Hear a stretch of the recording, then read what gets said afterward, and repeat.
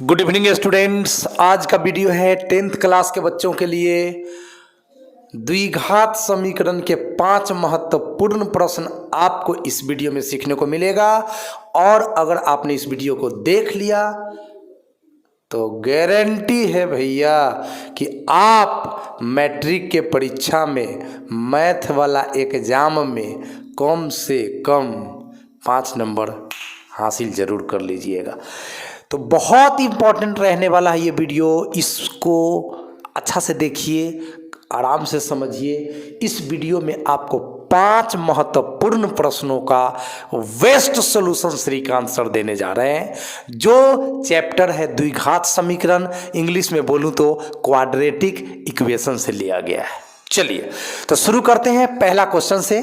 द्विघात समीकरण 2x square minus 7x plus 3 बराबर 0 को वर्ग पूरा करने की विधि से हल करें। प्यारे बच्चों, मैं आप लोगों को बता देना चाहता हूं कि द्विघात समीकरण को सोल्व करने के लिए आपको 3 गो तरीका सीखना है। एक तो वर्ग पूरा करने की विधि, दूसरा गुणनखंड विधि और तीसरा द्विघात सूत्र विधि। और इस वीडियो में तीनों विधियों का चर्चा हम करेंगे एक एक क्वेश्चन के साथ। और क्वेश्चन तो पूछेगा ही पूछेगा भैया, मतलब 3 ही टाइप्स हैं। चाहे जॉन टाइप्स का क्वेश्चन पूछे, लेकिन बिहार बोर्ड आपसे क्वेश्चन पूछे बगैर रह नहीं सकता। समझ गए ना? तो चलिए शुरू करते हैं। पहले वर्ग पूरा करने की विधि से किसी द्विघात समीकरण को हाउ टू सोल्व, कैसे हल करते हैं। चलिए तो दिखाते हैं पूरा कहानी। चिट्ठी आई है वतन की मिट्टी आई है। आइए हमारे पास द्विघात समीकरण है 2x square minus 7x plus 3 equal to 0। जब वर्ग पूरा करने की विधि से आपको हल करना है तो x स्क्वायर का गुणांक कितना है जरा देखिए। x स्क्वायर का गुणांक कितना है? 2 है। आपको क्या करना है? 2 कॉमन ले लेना है, या आप उससे अच्छा समझिए कि 2 से दोनों पक्षों में भाग दे देना है। आपको जो अच्छा लगे वही कीजिए। आप समझ रहे हैं ना?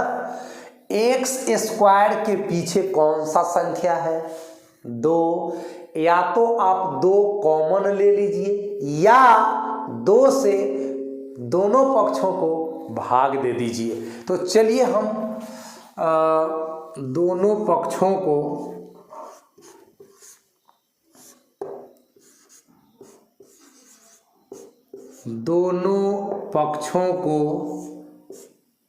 दो से भाग देने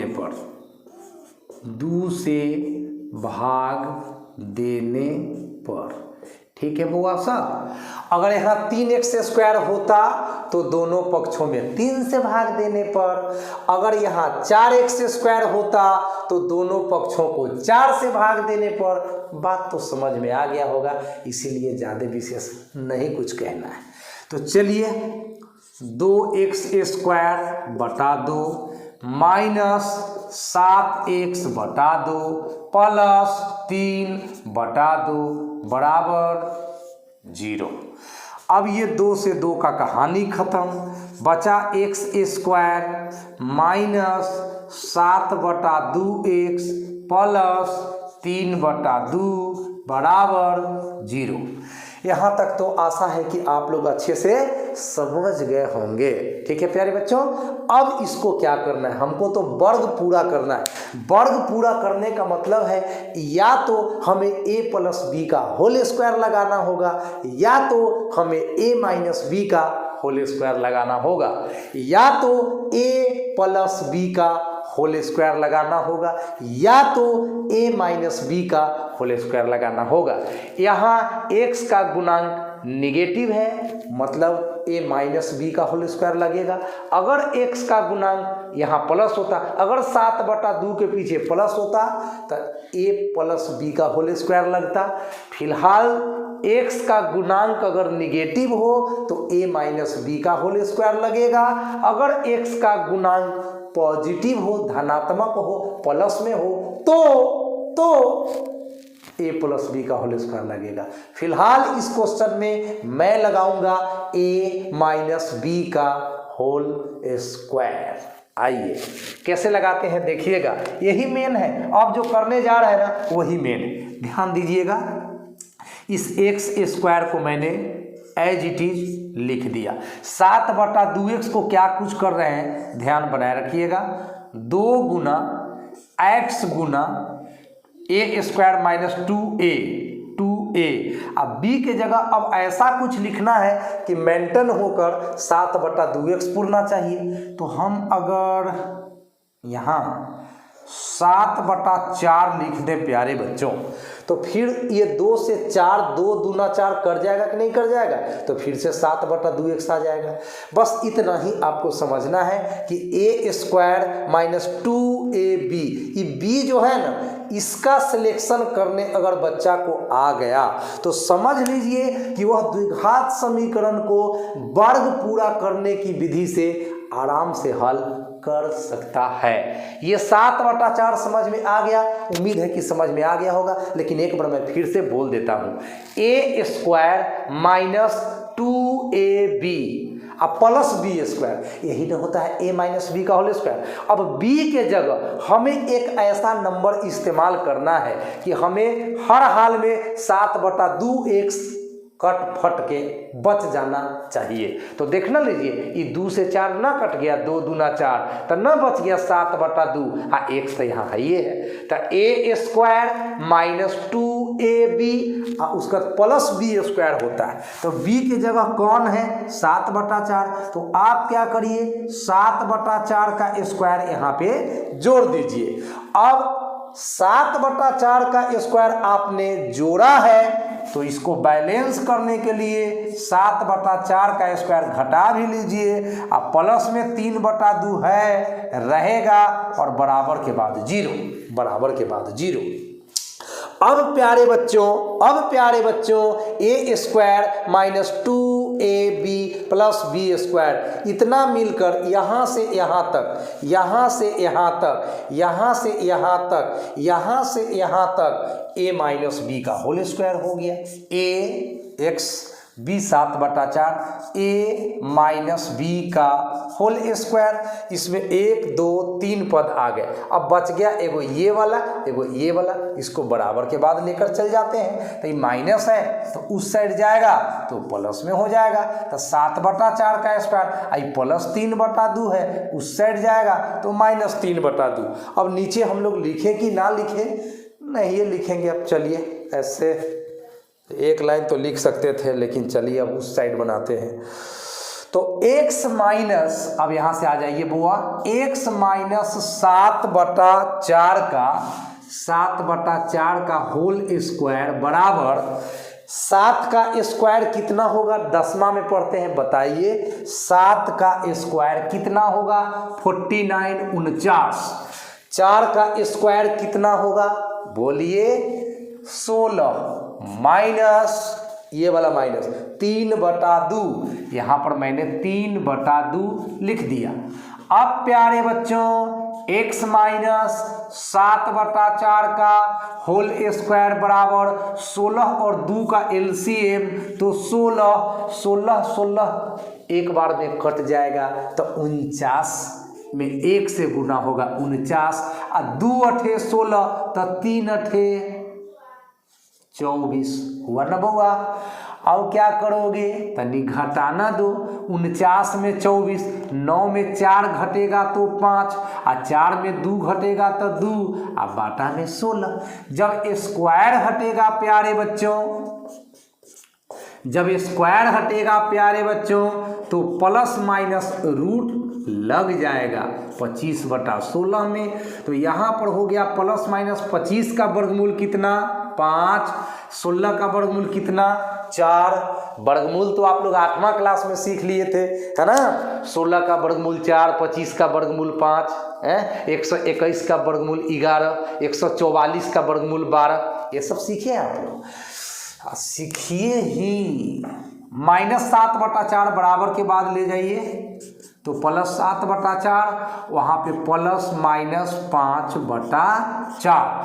अब प्यारे बच्चों हमें एक बार जोड़ देना है, एक बार घटा देना है। ऐसे भी आपको पता है कि द्विघात समीकरण के 2 शून्यक होते हैं, द्विघात समीकरण के 2 हल होते हैं, तो आपको 2 हल मिल जाएगा। चलिए तो यहाँ से आप एक बार जोड़िए और एक बार घटाइए। तो चलिए 7/4 + 5/4 कौमा 7/4 - 5/4। 4 का लघुत्तम ले लोगे तो 4, 7 में 5 जोड़ दोगे तो 12। 4 का लघुत्तम लोगे 4, 7 में से 5 घटेगा तो 2, 4 तिहाई 12 कटेगा बउआ, तो यहाँ पर 3 आ गया, कौमा 2 दूना 4 कटेगा बउआ तो 1/2। इस तरह से आपका द्विघात समीकरण का सॉल्यूशन मिल गया है। यही हल हो गया 3,1/2। अगर आप ये जांचना चाहते हैं कि आपका आंसर सही है कि गलत है तो इसका टेक्निक मैं बता देता हूँ, आप लोग कर लेना, हो जाएगा। नहीं होगा तो कमेंट में लिखिएगा, मैं उसके लिए अलग से वीडियो बनाकर आपको समझाऊंगा। फिलहाल आप 10th में पढ़ते हैं तो कुछ न कुछ तो एक्टिव रहिए, है ना। चलिए अगर आप परीक्षा में इस क्वेश्चन को बनाएं तो आप कैसे जानेंगे कि मेरे द्वारा दिया गया सॉल्यूशन ठीक है या कहीं गलत हो गया है। तो आप क्या करो, x के स्थान पर 3 बैठाओ, फिर x के स्थान पर 1/2 बैठाओ। बारी बारी से इक्वेशन में 3 और 1/2 डालकर उसको सरल करो। अगर 0 मिल जाए तो सोच लो कि तुम्हारा द्विघात समीकरण का जो ये सॉल्यूशन आया है वो करेक्ट है, सही है, राइट है, और न तो रॉन्ग होने से तो कोई बचा ही नहीं सकता है। की कह रहे हैं, समझ रहे हैं। यही है आपका द्विघात समीकरण 2x² - 7x + 3 = 0। इसमें यहाँ पर x है और यहाँ पर x है। इन दोनों जगहों पर आपको एक बार 3 बैठा के सरल करना है, एक बार 1/2 बैठा कर सरल करना है, और हर हाल में 0 पूरना चाहिए। इसकी गारंटी मैं रखता हूँ कि 0 पूरेगा, क्योंकि सॉल्यूशन मैंने किया है तो सही तो है ही, लेकिन आपको टेस्ट खुद से करना है। समझ रहे हैं ना। कुछ आप कीजिए, कुछ मैं करूंगा। सीखना आपको है और सिखाना मुझे है। तो ये था आज के वीडियो का पहला प्रश्न। आपको मालूम है कि इस वीडियो में द्विघात समीकरण के 5 इंपॉर्टेंट प्रश्नों का हम डिस्कशन करेंगे। तो एक मेरे समझ से क्लियर हो गया। दूसरा सवाल तुरंत आपके सामने पेश हो रहा है, जल्दी जल्दी इसको नोट कर लीजिए, हम बोर्ड को साफ करेंगे, ठीक है। चलिए तो आज के लिए दूसरा क्वेश्चन है, द्विघात सूत्र द्वारा समीकरण 25x² + 50x + 12 बराबर 0 छूट गया है भैया, बराबर 0 को हल करें, ठीक है। चलिए तो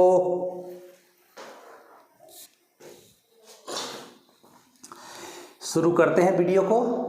सबसे पहले आप उस द्विघात समीकरण को लिखिए जिसको हल करना है।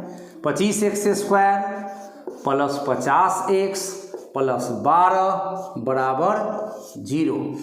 इसको हल करना है द्विघात सूत्र से। तो सबसे पहले आप a का मान, b का मान और c का मान लिखिए। तो a का मतलब होता है x² का गुणांक, मतलब x² के पीछे का संख्या। तो x² के पीछे कौन संख्या दिख रहा है? 25 दिख रहा है, यहाँ पे लिख लीजिए, कॉमा दे दीजिए।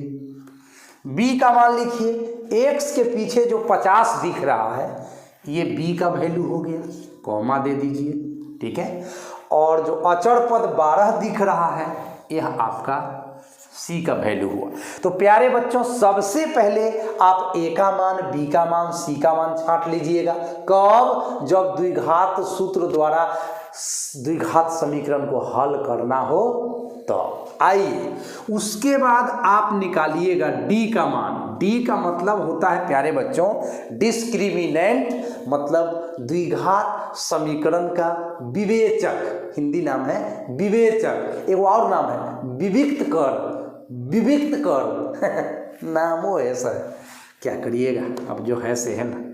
तो इसके लिए फॉर्मूला है बउआ b का square minus 4ac।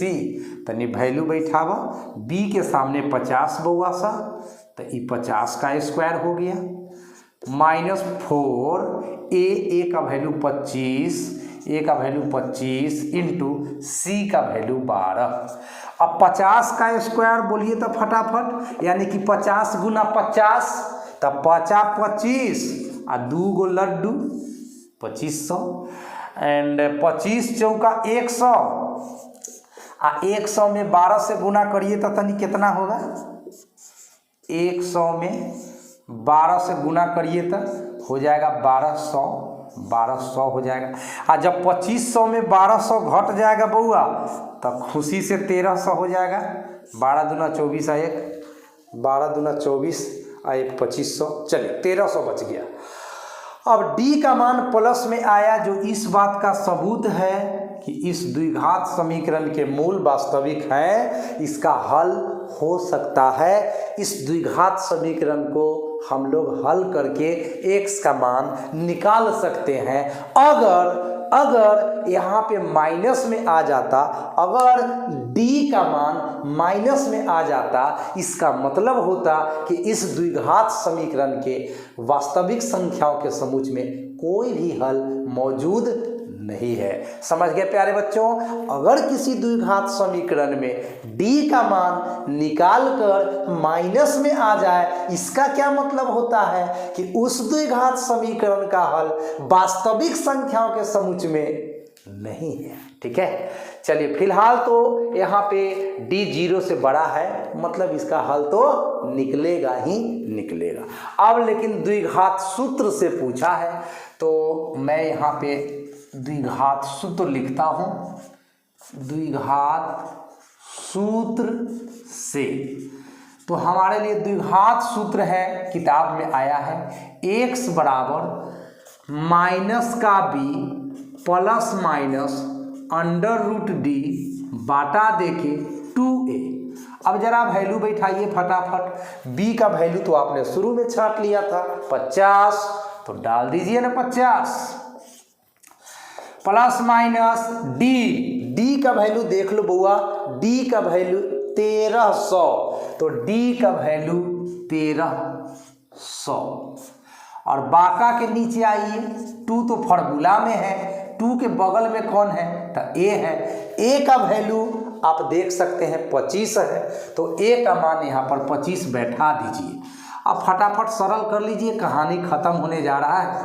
Plus minus 1300 को हम ऐसा लिख सकते हैं बुआ, 13 गुना 10 गुना 10, सोच के बोलो तुम लोग, 1300 को हम 13 गुना 10 गुना 10 लिख सकते हैं। लिख सकते हैं सर, काहे कि 10 गुना 10 होगा 100, और 100 में 13 से गुना करेंगे तो फिर 1300 हो जाएगा, तो काहे नहीं लिख सकते हैं, लिख ही सकते हैं। और ये 25 दूनी होगा भैया 50। अब कुछ लड़का गलती क्या करता है से बताए, ई 50 से 50 को काट देता है, कैल धैल पर पानी गिरा देता है 1 लोटा, है ना, तो कहानी खत्म हो जाएगा। बउआ ऐसे कहियो नहीं काटना, काहे कि यहाँ प्लस या माइनस का चिन्ह है ना, तो इसको नहीं काट सकते हैं। अगर यहाँ पर गुना का चिन्ह होता तो आप इस 50 से इस 50 को काट सकते थे। ये सब रूल तो आशा है कि आप जानते हैं, लेकिन तैयो बोल दिए, क्योंकि कई एक बार कोचिंग पढ़ाते हैं, उस समय देखते हैं कि लड़कावा सा ऐसा गलती कैले हैं, इसीलिए वीडियो में भी बोल दिए, कहीं आप भी वैसने गहकी होंगे तो अपन आदत सुधार लीजिएगा। यहाँ 2 पदों के बीच में प्लस या माइनस है, तब आप ऐसे नहीं काट सकते। अगर इनके बीच गुना का रिलेशन होता तो फिर इस 50 से 50 को आप कट कर सकते थे। फिलहाल कोई उपाय नहीं है काटने वाला, तो कोई बातें नहीं सोचिएगा। -50 प्लस माइनस 2 को 10 का जोड़ा में से एगो 10 बाहर होगा, और 13 कहाँ रहेगा तो रूट के भीतर, बटा में के है तो 50। अब 10 कॉमन ले सकते हैं हम लोग, यहाँ से 10 कॉमन ले सकते हैं बुआ, तो 10 × 5 = 50, प्लस माइनस उतार दिए और 10 तो कॉमने हो गया तो यहाँ √13 और बाटा के नीचे बउआ तो कितना 50 और 10 बचे 50। ऐसे कट सकता है। ये चूंकि कॉमन ले लिए हैं ना, ये कॉमन ले लिए हैं तो हम ऐसे काट सकते हैं, लेकिन यहाँ तो कोई कॉमन नहीं है तो नहीं काट सकते। तो अब क्या करें, अब तो यही आंसर हो गया, बस लिख दीजिए, बात खत्म। -5 प्लस माइनस √13 बाटा में क्या है 5।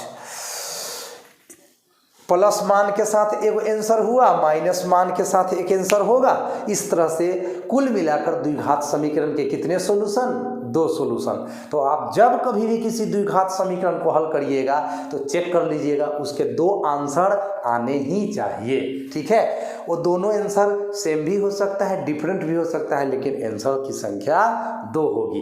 रैखिक समीकरण का 1 हल, द्विघात समीकरण के 2 हल, त्रिघात समीकरण के 3 हल। मतलब x का जितना पावर रहेगा ना उसके सॉल्यूशन का संख्या भी उतना ही होता है। चलिए तो इसको आप लोग नोट कर लीजिए और उम्मीद है कि आप लोग इस क्वेश्चन के सॉल्यूशन को भी अच्छा से सीखे होंगे। मैंने अपने तरफ से पूरा ईमानदारी से मेहनत करने का काम किया है। अगर आप भी ईमानदारी से मेहनत करिएगा तो उसका रिजल्ट आपको हाथों हाथ मिल जाएगा। तो चलिए हम 3 नंबर क्वेश्चन आपके बीच लेकर आ रहे हैं। चलिए तो सवाल नंबर 3 में आप लोगों का बहुत बहुत स्वागत है। यहाँ पे प्रश्न कह रहा है कि 2x² + x - 6 = 0 को गुणनखंड विधि से हल करें। चलिए तो ये तीसरा विधि है आज के लिए। सबसे पहले वर्ग पूरा करने की विधि, दूसरा नंबर द्विघात सूत्र के हेल्प से, और तीसरा नंबर गुणनखंड विधि से द्विघात समीकरण को हम लोग क्या करेंगे बुआ, हल करेंगे। चलिए करिए देते हैं।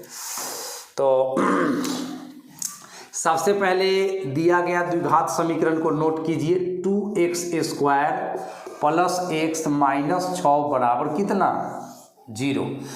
अब प्रथम पद में तृतीय पद से गुना कीजिए तो माइनस में 6 और प्लस में 2x² कितना आएगा 6 दूनी 12, x² माइनस में आएगा। जब आपको गुणनखंड विधि से हल करना हो तो प्रथम पद में अंतिम पद से गुना करिएगा। जो गुणनफल आएगा उसको अगर दिमाग में रख सकते हैं तो दिमाग में रखिएगा, न तो रफ में लिख लीजिएगा। फिर से सुनिए, -6 में +2x² से गुना करना है तो 6 दूनी 12x² और प्लस माइनस माइनस यानी कुल मिलाकर माइनस में 12x² आ रहा है। इसको आप अगर कमजोर छात्र हैं तो कॉपी के एगो कॉर्नर पर लिख लीजिए इस तरह से कि हमको माइनस में 12x² आया है। पहला पद में अंतिम पद से गुना कर लो, गुना करके जितना आए उसको रख सको तो माइंड में रखो। अगर तेज विद्यार्थी हो तो, अगर कमजोर विद्यार्थी हो तो कहीं रफ में लिख लो, भूल न जाना कि कितना आया था, -12x²। अब बचा मध्य पद।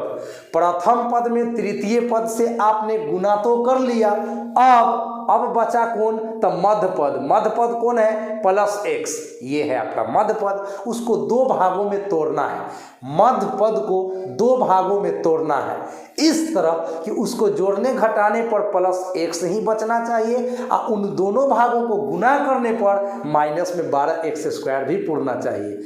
इतना ही बात का ध्यान आपको रखना होगा। कब, जब द्विघात समीकरण को गुणनखंड विधि से हल करने जाओगे तब। तो अब सोचो कि +x को 2 भाग करना है तो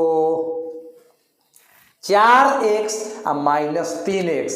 बताइए 4 गो x में से 3 गो x घटेगा तो 1 गो x बचेगा, और 4x में -3x से गुना करेंगे तो 4 तिहाई 12x² माइनस में आ जाएगा कि नहीं आ जाएगा। देखिए -12x² हम पहले से लिख कर रख ले हैं। तो चलिए उम्मीद है कि बात आप लोग फॉलो कर गए होंगे। फिलहाल 2x² मैंने लिखा और x जो मध्य पद है इसको 2 भागों में तोड़ देंगे। तो मैं इसको 4x - 2x नहीं भैया, गलती हो गया, सॉरी बहुआ, 4x - 3x लिख रहा हूँ क्योंकि 4 गो x में 3 गो x घटेगा तो प्लस में एगो x बचेगा और 4 तिहाई 12x² माइनस में हमको आ जाएगा।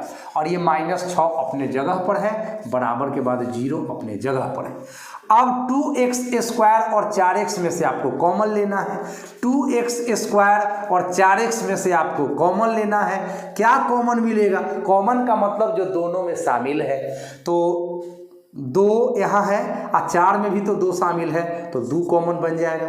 x पर स्क्वायर है मतलब x 2 गो है इसमें और x एगो है, तो एगो x तो कॉमन हो ही जाएगा। अब इसमें बच रहा है बुआ x, क्योंकि x 2 गो था, एगो कॉमन निकला तो एगो x तो बचबे करेगा और 2 तो कॉमन निकल गया तो 2 का तो बातें खत्म हो गया। और 4 में से 2 कॉमन लोगे तो 2 बचेगा और x तो कॉमन निकल चुका है और बीच में प्लस है, प्लस रहेगा। अब दोनों में से माइनस का चिन्ह कॉमन ले लो, यहाँ भी माइनस यहाँ भी माइनस, तो माइनस का चिन्ह कॉमन ले लो। अब 3 कॉमन ले लो क्योंकि 3 में 3 तो है ही और 6 में भी 3 कॉमन मिल जाएगा, 3 दूना 6। तो जब -3 कॉमन ले लिए तो इसमें x बच गया, और जब माइनस कॉमन लिए हैं तो यहाँ प्लस हो जाएगा और 3 दूनी 6, तो x + 2 = 0। अब x + 2 आप पूरे में से कॉमन ले सकते हैं, यहाँ से भी और यहाँ से भी आप x + 2 कॉमन ले सकते हैं। तो यहाँ पे बच गया आपका 2x, इस पद में 2x बचा और इस पद में -3 और बराबर के बाद कितना, तो 0। अब जब x + 2 = 0 बउआ, जब x + 2 = 0 इसका मतलब x = -2, एगो आंसर ये हो गया। जब 2x - 3 = 0 तो 2x बराबर ये -3 उधर जाकर +3 और x के पीछे 2 गुना में है तो ये बाटा के नीचे चल जाएगा, इसीलिए x = 3/2। इस तरह से प्यारे बच्चों आपके क्वेश्चन नंबर 3 का ये सोल्यूशन हो गया। देखिए यहाँ भी 2 आंसर आया। मैं बार बार कह रहा हूँ कि द्विघात समीकरण के 2 शून्यक होते हैं, द्विघात समीकरण के 2 हल होते हैं या द्विघात समीकरण के 2 मूल होते हैं। चलिए तो अब हम क्वेश्चन नंबर 4 में आपका स्वागत करेंगे। दिखाएं कि x = -3 द्विघात समीकरण x² + 6x + 9 = 0 का एक हल है। देखिए है यह बड़ा आसान क्वेश्चन, लेकिन कभी कभी आसान क्वेश्चन भी बिहार बोर्ड बच्चों से पूछ लेता है भाई, इसीलिए हमें आसान को आसान समझकर छोड़ना नहीं है भाई। हमारे किताब के अंतर्गत, हमारे सिलेबस के अंतर्गत जो भी टाइप्स सीखना है उसको आप सीख कर ही परीक्षा देने जाए, न जाने परीक्षा में क्या पूछ दिया जाए। परीक्षा का मतलब होता है पर जोड़ इच्छा, पर मतलब दूसरा होता है, दूसरों के मन के इच्छा को परीक्षा कहते हैं। आप सोच के जाओगे कुछ और, वहाँ पर पूछ दिया जाएगा कुछ और, तो हमें फेल नहीं होना है, हमें पास करना है और अच्छे डिवीज़न से पास करना है, अच्छे मार्क्स के साथ पास करना है। इसीलिए अच्छा नॉलेज लेकर परीक्षा देने जाना है। तो जहाँ तक मैं हो सकता हूँ मैथमेटिक्स में आप लोगों का हेल्प कर रहा हूँ, आप लोग उस हेल्प को लेने का पूरा हक रखते हैं। आप लोग सवाल को सीखिए। आसान कोई सवाल नहीं होता है, मुश्किल कोई सवाल नहीं होता है, बस सीखने की ज़रूरत होती है। आपको हर एक सवाल सीखना पड़ेगा। जो भी सवाल आपको नहीं आता है सब आपके लिए मुश्किल है, जो भी आता है सब आपके लिए आसान है। इसीलिए बात है सीखने का। तो देखिए इसका सॉल्यूशन, आपके पास द्विघात समीकरण है बुआ x² + 6x + 9 बराबर कौन चीज़, तो 0। अब इसका LHS आप लिखिए। LHS तो समझते ही होंगे आप लोग, लेफ्ट हैंड साइड। समीकरण में बराबर से पहले वाला जो पक्ष होता है ये 9 तक, x² + 6x + 9 बराबर के पहले जो भी हिस्सा होता है वह LHS कहलाता है। तो आपका LHS है x² + 6x + 9। अब जहाँ जहाँ x है आप -3 डाल दीजिए। अगर 0 आ जाता है तो हम दिखाने में सक्सेसफुल हो गए कि यह जो है एक हल है। अगर 0 नहीं आया तो फिर वो हल नहीं होगा, लेकिन यहाँ तो दिखाने की बात क्वेश्चन कर रहा है, मतलब वो हल होगा तो जरूर हमें ही दिखाना होगा। तो चलिए हम दिखाइए देते हैं। x के जगह डाल दीजिए -3, तो ये रहा आपका -3 का स्क्वायर प्लस 6 लिखिए, और x का वैल्यू आपका बुआ -3 है, ये डाल दीजिए। अब प्लस के बाद 9 है तो 9 लिखिए। -3 का स्क्वायर माइनस गुना माइनस प्लस होता है, तो प्लस में 9 लिखिए। 36 18 माइनस में लिखिए, काहे कि प्लस गुना माइनस माइनस होता है। अब प्लस में 9 लिखिए। अब 9 प्लस जोड़ दिया तो 18, अब -18 पहले से इसका वेट कर रहा है, प्लस 18 -18 कट गया तो ये हो गया 0, और ये आ गया 0, तो आ गया है RHS। इसका मतलब 0 आ गया, इसका मतलब x बराबर -3, इसीलिए हम लिख सकते हैं x बराबर -3 दिए गए द्विघात समीकरण का हल है। प्रूव्ड हो गया, समीकरण का हल है, ये हो चुका है प्रूव्ड, प्रमाणित हो गया। जो क्वेश्चन हम लोगों से डिमांड किया था, जो क्वेश्चन हम लोगों से पूछा गया था, हम लोग उसका जवाब देने में सक्सेसफुल रहे। चलिए, तो एक सवाल आज के वीडियो में और आपको द्विघात समीकरण से रिलेटेड ही बताएंगे। तो आज का वीडियो बड़ा खास है भैया, आपको 5 नंबर जरूर दिला देगा परीक्षा में। अगर 5 सवाल सीखते हैं तो 5 नंबर का हकदार होते हैं। तो चलिए जल्दी जल्दी इसको नोट कर लीजिए, बोर्ड साफ करते हैं और सवाल नंबर 5 दिखाते हैं। चलिए, तो आज के इस वीडियो का आखिरी प्रश्न है प्यारे बच्चों, और आखिरी प्रश्न तो जान लीजिए कि एकदम पक्का ही बोर्ड मॉडल है, और सर का गेस कभी फेल नहीं होता। पढ़ाई है, ये खेल नहीं होता। अरे समझ में, चलिए समझ में तो आइए रहा होगा।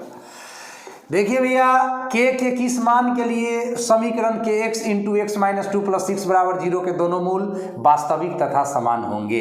सबसे पहला काम क्या करिएगा, आप अपने समीकरण को लिखिए जो दिया गया है, के X into X minus 2 plus 6 equal to 0। पहला काम, के एक्स में x से गुना करोगे बउआ तो के एक्स स्क्वायर होगा, के एक्स में 2 से गुना करोगे तो 2kx होगा, प्लस में 6 इक्वल टू 0। ठीक बुआ साहब।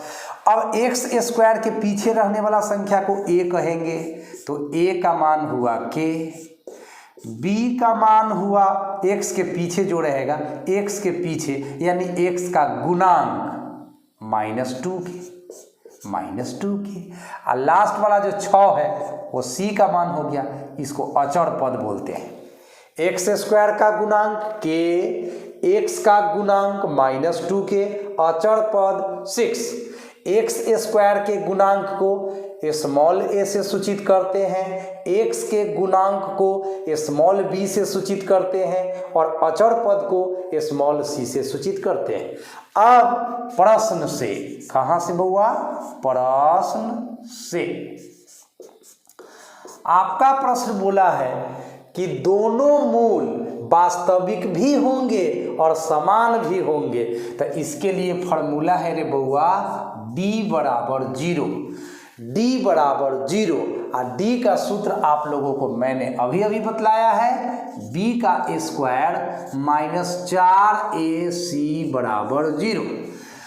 d का फुल फॉर्म होता है डिस्क्रिमिनेंट, जिसका हिंदी होता है विवेचक या विविक्त कर।